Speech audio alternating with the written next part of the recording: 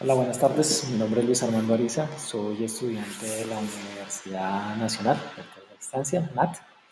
Eh, para este momento voy a preparar o voy a entregar, hacer una pequeña entrega de lo que es un artículo de opinión o exposición oral, eh, el cual he denominado La democracia en Colombia, libertad de decidir o coacción para elegir.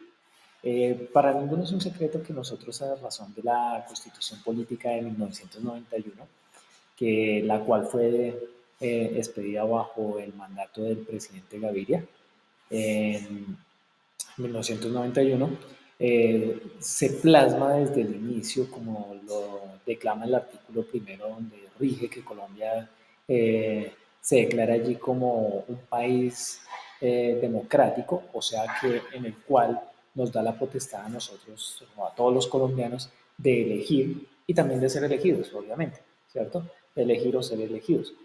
Con esta parte nos da la connotación a nosotros realmente de escoger quién es la persona que nos va a representar, quién va a llevar en cierta manera como las riendas de, de nuestro país y de las decisiones que nosotros pues vamos a entregar a que él tenga pues el voto de nosotros a consideración, que él nos consulte a nosotros realmente por lo que él se vaya a realizar, ¿cierto?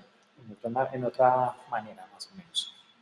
En cierta manera, lo que nosotros estamos haciendo con esta parte es entregarle a esa persona que nosotros hemos elegido la potestad para que nos represente, ¿cierto? Tanto a nivel nacional como a nivel en escenarios internacionales. Dadas estas circunstancias, pues se abre un paradigma totalmente grande a razón de que se empiezan a focalizar diferentes sectores en lo que hoy en día nosotros conocemos como partidos políticos, ¿cierto? Entonces, qué se plasmó? Se supone que la Constitución Política de Colombia nos lleva a nosotros a que nosotros podamos poner a una persona allá, ¿cierto? Pero el escenario hoy en día es diferente. Son esos partidos políticos quienes ponen a esa persona allá, en representación de nosotros. O sea, nosotros realmente hoy en día nos damos esa la libertad de escoger entre todo lo que presentan ellos, que por lo general son uno, dos o tres personas, ¿cierto? Escoger de pronto el que más trate de convencernos hacia los ideales que nosotros pretendemos, pero realmente cuando esa persona llega allá, no llega a representarnos a nosotros, sino lo que está haciendo representando su partido. Entonces trae todo lo que con él conlleva, entre otras cosas, todos los lineamientos que ellos traen como partido y más no como representantes de una nación, porque de lo contrario pues se vendrían dando circunstancias de que sí, no podemos tener a todos contentos realmente, pero sí que represente la gran mayoría de los que depositaron la confianza en él, o sea, su voto, y de los que no representaron, no pusieron la confianza en eso. Eso quiere decir los de la oposición, en este caso como se llama aquí en Colombia. Entonces, ¿qué pretendemos nosotros? Realmente que se debería poner una persona, como lo denota la democracia, de poner una persona que no solamente nos represente a los que pusimos los votos ahí en él, sino que también coja lo que trae la otra parte, que es en este caso la oposición, que traiga las cosas buenas y las acomode también a sus lineamientos de gobierno. Hoy en día en Colombia es muy fácil ver cómo nos ponen en el tarjetón una, dos o tres personas y un voto en blanco, ¿cierto? Pero cuando hace conteo de los votos, realmente ese voto en blanco no se tiene en cuenta. Si se tuviese en cuenta, muchas personas no elegirían ni a uno, ni al otro, ni al otro, sino que simplemente se irían por el voto en blanco. ¿Qué conlleva esto? Pues que básicamente se tenga que reunir nuevamente y poner a otras personas ahí al frente. Eso nunca ha pasado en Colombia.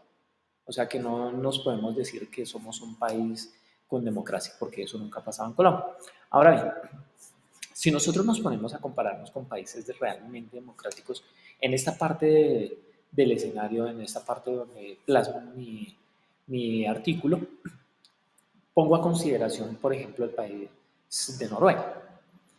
Si bien es cierto, el tipo de pensamiento, eh, los valores y la forma en que ellos gobiernan nos llevan un poco de años luz, pero se da uno de cuenta de que realmente cuando ponen una persona, esa persona legisla para todos, tanto con los que lo apoyaron como no. Por eso es que se ve una gran acogida al momento de las votaciones. Por ejemplo, estamos hablando de que allá hay un 100% de personas votando. O sea, todos los que tienen el derecho a votar, votan. En Colombia, si nosotros vemos las cifras que entrega el DANE para el 2022, nosotros estábamos viendo que tenemos una afluencia del 58.13%. Es un abismal si nosotros tenemos a consideración que debería estar un 100%. Realmente están votando la mitad de los colombianos por esa persona. Y ni siquiera es el 50% por esa persona, sino que ese 50% se está dividiendo entre las personas que se postulan a ser elegidas. Entonces, nosotros vemos como también la representación del voto en blanco alcanzó en las elecciones pasadas del 2022 un porcentaje del 1.7, pero del 58%. Es un índice alto. Si nosotros viésemos que este 1.7 realmente se enmarcara en lo que tiene que ser en una decisión, porque si analizamos las estadísticas del Departamento Administrativo Nacional, DANI, nosotros veíamos que esa parte son 350.000 votos aproximadamente, ¿sí? Pero esos son las personas que realmente ven esa posibilidad del voto en blanco. Pero los otros simplemente nos conformamos con elegir lo que mejor nos convenga en ese momento, así no estemos de acuerdo totalmente con las políticas que trae. Entonces, si se diera credibilidad a ese voto en blanco, fuese un país democrático, nos daríamos una gran sorpresa el día en que ese 1.7 no sea 1.7, sino sea 58.3, que sea el total de las elecciones. Y nos toque hacer una transformación total y cambiar todo el paradigma que venimos trabajando en medios políticos, por así decirlo. Ahora bien, es fácil de notar cómo nos observan a nosotros a nivel internacional. Países como tendencias mundiales y en artículos mundiales donde se expresa cómo está conformado Colombia y nos basan con una política democrática eh, parcial, ¿sí? Por así decirlo, o sea, que no es completa, que no es plena, como la, como la de eh, como el tipo de política que tiene Noruega, donde el sufragio es del 100%. Aquí en Colombia nosotros aplanamos solamente tasas del 58%. ¿Sí? Entonces, ¿cómo lo ven internacionalmente? Nos ven como que entre ese 58% no hay no es un país democrático en plenitud o al 100%, sino que en el trasfondo o en sus líneas todos los partidos tienen cierto grado de corrupción y el país y la política y la constitución política de Colombia se ven demarcadas en esa parte, en la corrupción. Entonces nosotros tenemos que hoy en día, decía, aquí refiero al señor Manuel Cancelado Jiménez, que es el decano de la Facultad de Ciencias Sociales de una universidad muy prestigiosa aquí en Colombia, y él en sus apartes decía que nosotros estamos muy lejos todavía de llegar a asegurar que Colombia sea un país democrático. Entonces, él en su consolidado, en su aparte, decía que teníamos que empezar a trabajar en esa parte para que si nosotros logramos una democracia total, vamos a haber consolidado los derechos humanos en, en esta sociedad. O sea, en una persona que nosotros escojamos, que nos represente y que adicional de que nos represente, tenga bien velar por nuestros derechos, perdón, y asimismo que nosotros podamos seguir depositando nuestros votos y nuestra confianza en una persona que realmente nos va a representar y que nos va a garantizar que lo que nosotros estamos necesitando como país, él lo está generando. Ahora bien, para terminar, hago aquí una connotación donde digo que es hora de tomar cartas en el asunto. ¿Sí? La situación que enfrenta Colombia no es para nada agradable en cuanto a que nos vean a nivel internacional. ¿Por qué? Pues porque si nosotros seguimos con esa trascendencia que llevamos a nivel internacional, no vamos a ser un país viable para que haya una intervención o quieran los empresarios invertir en nosotros porque no ven una garantía en Colombia. En cambio, si nosotros llegamos a tocar toda esta parte representando a nuestro país, algo curioso que leí con respecto a Noruega es que el gobierno es el dueño en la gran mayoría de las empresas más productoras del país.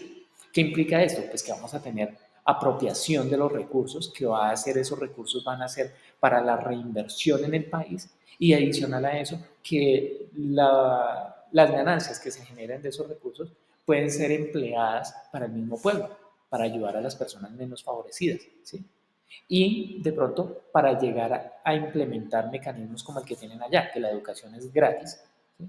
Y es obligatoria para todos los jóvenes hasta la secundaria, pero no los dejan a la vacante ahí, sino que simplemente también los promueven para que estudien en universidades con subsidios realmente que son eficientes, ¿sí? No que tú pagas, solicitas un crédito y cuando lo vas a pagar ya es, mejor dicho, un, un sinnúmero de cifras ahí exponenciales que no tienen razón de ser al sueldo que se está devengando en el país. Entonces, ellos lo que hacen es, si tienes la oportunidad de estudiar, vas a salir adelante, la persona que usted escogió está velando por esos derechos, por esas cosas está velando, entonces vas a poder terminar tus estudios, especializarte y nunca vas a quedar desprotegido porque el mismo gobierno te va a contratar, ¿sí?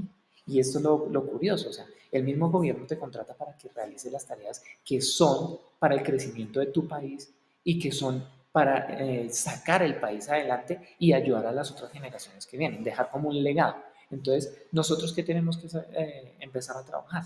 Pues, hombre, hasta empezar a trabajar esa parte de exigir a nuestros representantes que hagan esa transparencia total, que eliminen todo lo de corrupción. Me reía hace poco leyendo algo que decía que prácticamente Colombia es el único país que somete a votaciones para solicitar que haya una ley anticorrupción. No debería ni siquiera pasar por una elección, debería ser un mandato. Y con eso, entonces, doy como cierre a esta exposición de mi artículo, eh, dando mi opinión de que nosotros como país somos grandes, siempre y cuando exijamos un Estado real de democracia para que nos gobierne, teniendo con esto pues bases claras de cómo vamos a proyectar un país, cómo nos vamos a afianzar y cómo nos vamos a redimir, cómo vamos a salir adelante con políticas claras y por sobre todo pues teniendo unos representantes que sean dignos de que mi voto esté a favor de ellos. Muchas gracias por la atención. Feliz tarde.